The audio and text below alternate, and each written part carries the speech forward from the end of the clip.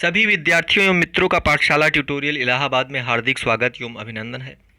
पिछले वीडियो में हमने नाउन के बारे में पढ़ा था, नाउन को पढ़ा और नाउन के ही अंतर्गत हमने जेंडर को देखा। उसके बाद हमने नंबर को पढ़ा था।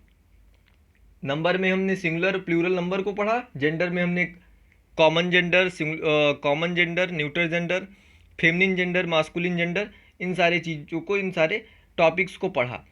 और इसी के अंतर्गत हमने इसके और भी, जैसे कॉमन नाउन, प्रॉपर नाउन, ये नाउन के टाइप्स थे, तो टाइप्स को हमने पढ़ा। उसके बाद हमने जेंडर को पढ़ा और नंबर को पढ़ा। इसके बाद अब हमको पढ़ना है प्रोनाउन के बारे में।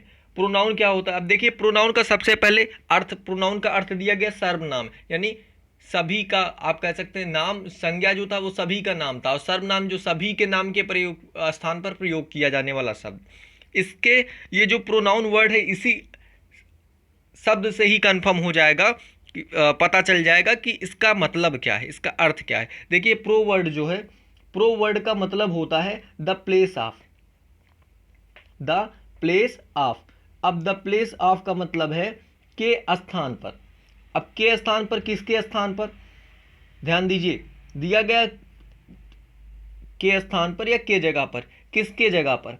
तो दिया गया प्रो नाउन, यानी नाउन की जगह पर। किसकी जगह पर? नाउन की जगह पर। तो यानी ये यहाँ से निकल के आया, एक परिभाषा निकल के आया, एक डेफिनेशन निकल के आया कि नाउन के जगह पर प्रयोग होने वाला शब्द। तो अब नाउन के स्थान पर प्रयोग होने वाला शब्द ही क्या होगा? प्रोनाउन होगा, सर्वनाम होगा। एग्जाम्पल देख लेते हैं। एग्जाम्पल में कहा गया है, देखिए, बी में से हम कह सकते हैं हरी इज एब्सेंट। हरी एब्सेंट है, हरी एब्सेंट है बिकॉज हरी इज इल। हरी बीमार है इसलिए हरी एब्सेंट है। अब देखिए, दो बार ये वर्ड जो है, हरी वर्ड जो है वो रिपीट किया गया है। यहां भी हरी किया गया, यहां भी हरी किया गया। अगर सेंटेंस और भी बड़ा होता, 2 लाइन 3 लाइन में होता, तो हो सकता है इसी हरी वर्ड को कई बार कहा जाता, कई बार लिखा जाता। तो अब इसको हमको अवॉइड करना चाहिए, इससे बचना चाहिए। बार बार ही हम सेंटेंस में इसको इसका प्रयोग नहीं करना चाहिए। इसी के लिए प्रोनाउन की व्यवस्था है। प्रोनाउन, अब देखिए, प्रोनाउन क्या करेगा? इन चीज़ों को, इन बार बार रिपीटेशन से हमको बचाएगा। दिया गया, but it is better to avoid the repetition of noun Hari, यानी हम, सबसे अच्छा है कि हम हरी नाउन जो है, ये हरी नाम जो एक संज्ञा है हरी, इसको हम रिपीट करने से बचें बार बार। अब कैसे बचेंगे? तो हम कह सकते हैं कि Hari is absent, Hari absent है because he is ill. Hari absent है क्योंकि वह बीमार है। अब वह कौन? अब देखिए, ही वर्ड जो है इसी के लिए यूज किया गया, हरी के लिए। हरी एब्सेंट है, यानी कौन एब्सेंट है? हरी, बिकॉज ही इज इल, क्योंकि वह बीमार है। कौन बीमार है? हरी। अब देखिए, हरी एब्सेंट है क्योंकि वह बीमार है, यानी हरी शब्द जो है वह और हरी, एक हरी के लिए ही वह शब्द का, ही शब्द का प्रयोग किया गया है। तो इससे हमने बार बार हरी वर्ड को रिपीट भी नहीं किया और हम अपनी बातों को भी रख पा रहे हैं। तो देखिए, इसके बाद टाइप्स को देख लेते हैं, कितने टाइप्स के होंगे। तो जो प्रोनाउन होंगे वो 8 टाइप्स के होंगे। There are 8 types of pronoun. सबसे पहला, फर्स्ट जो है पर्सनल प्रोनाउन, सेकंड है possessive pronoun, third reflexive pronoun, fourth relative pronoun, fifth demonstrative pronoun, six indefinite pronoun, उसके बाद सेवंथ है इंट्रोगेटिव और एट्थ है डिस्ट्रीब्यूटिव। अब हम इसके मतलब को समझ लेते हैं, अर्थ को समझ लेते हैं। देखिए, पर्सनल प्रोनाउन मतलब है व्यक्तिवाचक सर्वनाम।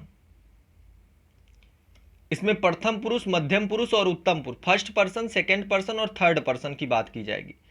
उसके बाद स्वत्वबोधक सर्वनाम है जिसको पोएसिव प्रोनाउन कहते हैं। उसके बाद रिफ्लेक्सिव प्रोनाउन है, निजवाचक सर्वनाम। रिलेटिव, संबंध वाचक सर्वनाम। उसके बाद है डेमोन्स्ट्रेटिव, जिसको हम कहते हैं निश्चयवाचक सर्वनाम। अगला है इंडिफिनिट। इंडिफिनिट यानी अनिश्चयवाचक, इंडिफिनिट यानी अनिश्चयवाचक होता है, अनिश्चयवाचक सर्वनाम। उसके बाद है इंट्रोगेटिव। इंट्रोगेटिव यानी प्रश्नवाचक सर्वनाम।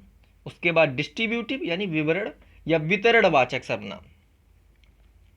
अब देखिए ये सभी के अर्थ थे। अब एक एक टॉपिक जो है, एक या दो टॉपिक, यानी जैसे personal pronoun, possessive pronoun, reflexive, relative, demonstrative, indefinite, अब एक एक दिन में छोटे छोटे वीडियो क्लिप्स 10 15 20 20 मिनट के दो दो टॉपिक को कवर किया जाए, दो टॉपिक को पढ़ा जाएगा, उनके एग्जाम्पल्स देखे जाएंगे और उसके बाद उसके एक्सरसाइजेज भी किए जाएंगे। तो अभी तो हम धीरे धीरे सिर्फ इनको, अभी हमने सिर्फ टाइप्स को देखा है। टाइप्स को ठीक रूप से पढ़ने के लिए सभी के एक एक, जैसे पर्सनल प्रोनाउन में first person, second person, third person के बारे में हमको ठीक से पढ़ना पड़ेगा।